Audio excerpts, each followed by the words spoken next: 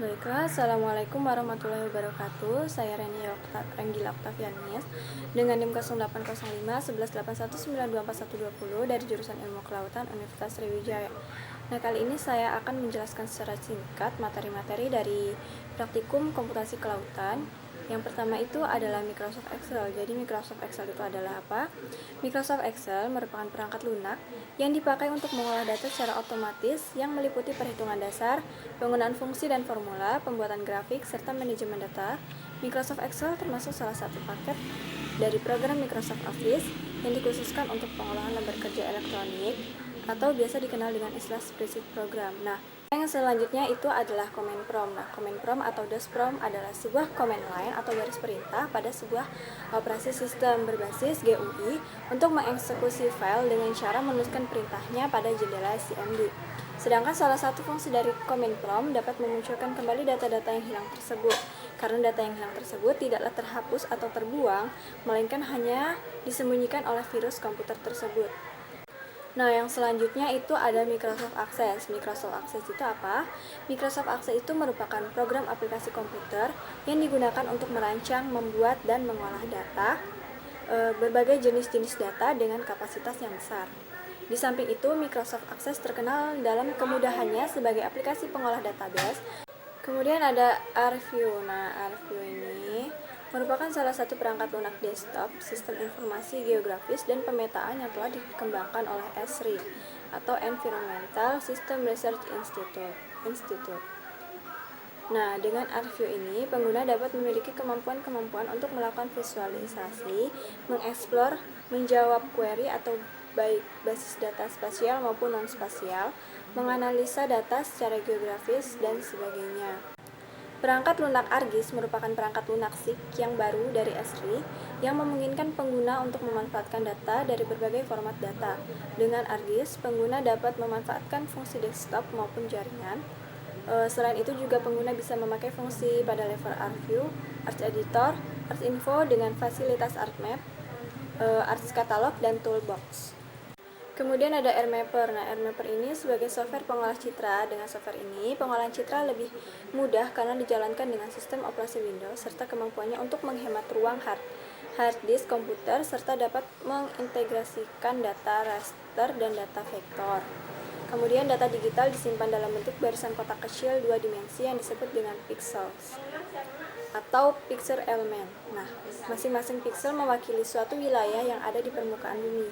Nah, struktur ini kadang juga disebut dengan raster, sehingga data citra sering juga disebut dengan data raster. Selanjutnya itu ada surfer atau surface mapping system. Dalam bidang oceanografi, surfer banyak digunakan untuk mengolah dan menampilkan data batimetri, topografi, arus, pola kesebaran, dan sebagainya. Nah, surfer juga mempercepat konversi data ke dalam bentuk peta kontur, plot, dan ataupun plot permukaan. Nah, wireframe, vektor, gambar, relief, dan ataupun postmap. Ke lembar kerja surfer terdiri dari 3 bagian, yaitu surface plot, worksheet, dan editor. Kemudian surface plot adalah lembar kerja yang digunakan untuk membuat tampilan dan grid, sedangkan worksheet adalah lembar kerja yang digunakan untuk melakukan input dan pengolahan data XYZ. Jendela editor adalah tempat yang digunakan untuk membuat dan mengolah file teks ASCII dan analisa statistik data yang di grid. Saat ini surfer telah mencapai versi 9.0. Kemudian ada Read Analysis and Display System atau kita kenal dengan GRADS. Adalah perangkat desktop interaktif yang digunakan untuk memudahkan akses, manipulasi, dan visualisasi data sains bumi. GRADS memiliki 2 model data untuk menangani data grid dan stasiun. Nah, GRADS mendukung banyak format data file, termasuk biner atau stream dan atau sequential. GRIB versi 1 dan 2, NetCDF, HDF versi 4 dan 5, dan buffer. Nah, selanjutnya ada ODV atau Ocean Data View, adalah paket perangkat lunak untuk analisis dan visualisasi data oceanografi dan meteorologi. ODV ini digunakan sebagai salah satu pendukung tampilan data skalar, vektor berbentuk titik berwarna, nilai data numerik, dan arah.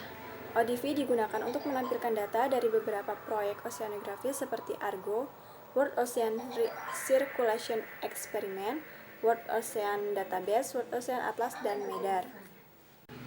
Oke, salah satu perangkat lunak bantu yang dapat digunakan dalam pembelajaran aljabar linier yaitu Matrix Laboratory atau dikenal dengan MATLAB.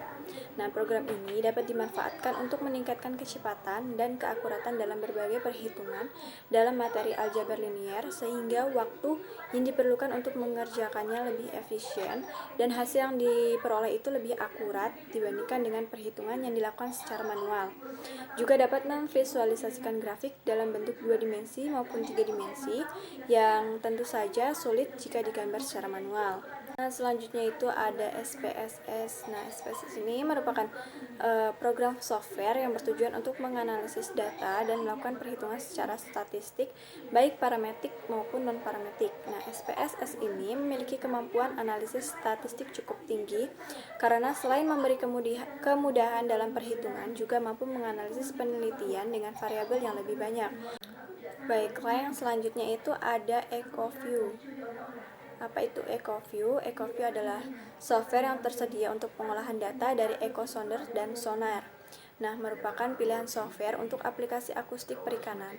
EcoView dikembangkan dan didukung oleh staf Miarix Software di Hobart, Australia. Nah, sekian penjelasan singkat saya mengenai materi-materi dari praktikum komputasi kelautan.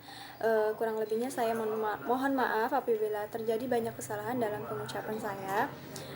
Dan tentunya saya juga ingin berterima kasih kepada para asisten yang telah membimbing dan memberikan ilmunya kepada para praktikan.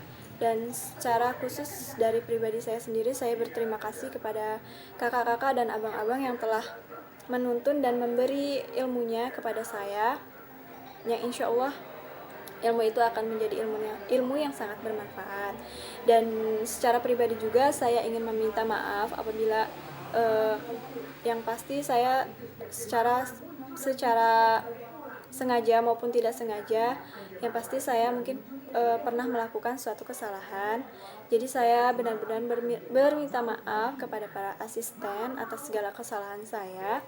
Saya minta maaf, dan yang pasti saya sangat berterima kasih atas segala waktu dan kesempatannya untuk memberi ilmunya kepada kami para praktikan. Dan sekian dari saya. Wassalamualaikum warahmatullahi wabarakatuh.